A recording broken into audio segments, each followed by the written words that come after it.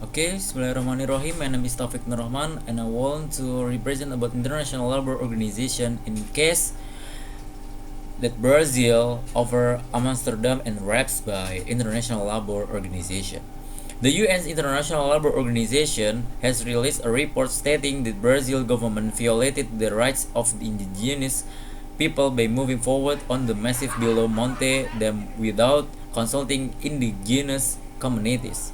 The report followed a request last year by the Inter-America Commission on Human Rights for the Brazilian government to suspend the dam, which is currently being constructed on the Singo River in the Amazon. According to the International Labour Organization, Brazil violated Convention 169, which ensure free, prior, and informed consent for indigenous people by not having hearings with indigenous groups before approving the project.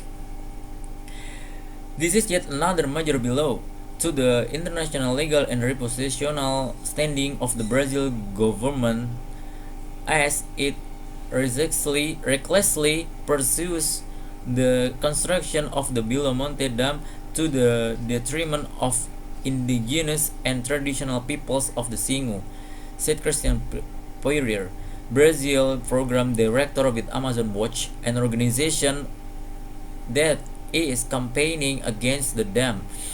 While the rules of government seems impervious to all reasons surrounding this project, the world continues to call her to ask.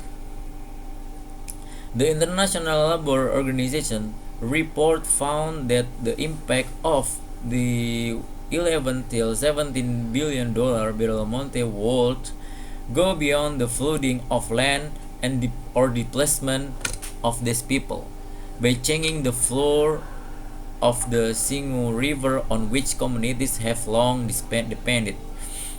Besides diverting 80% of the Singo River's flow, the Belo Monte Dam is also expected to displace 60,000 people, according to the Brazilian government, although environmentalists estimate that 40,000 could be forced to move. Amazon Watch says the dam will flood more than 40,000 hectares of rainforest.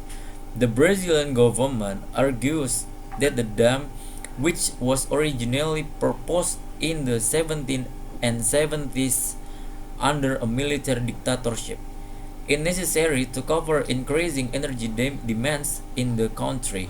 The dam would provide energy to 23 million homes. Yet during 3 to 4 months of the year, the dam will only run 10 till 30% capacity due to flow waters. The International Labour Organization said the Brazilian government must carry out consultation with indigenous communities before damage to the ecosystem is irreversible. Belo Monte may well be the most controversial hydroelectric project worldwide. Recently, 600,000 people signed a petition against the project. The world's second largest mining company, Vale, has been given the dubious honor of being voted the world's most awful corporation in terms of human rights abuse, the environmental destruction by the Public A Awards.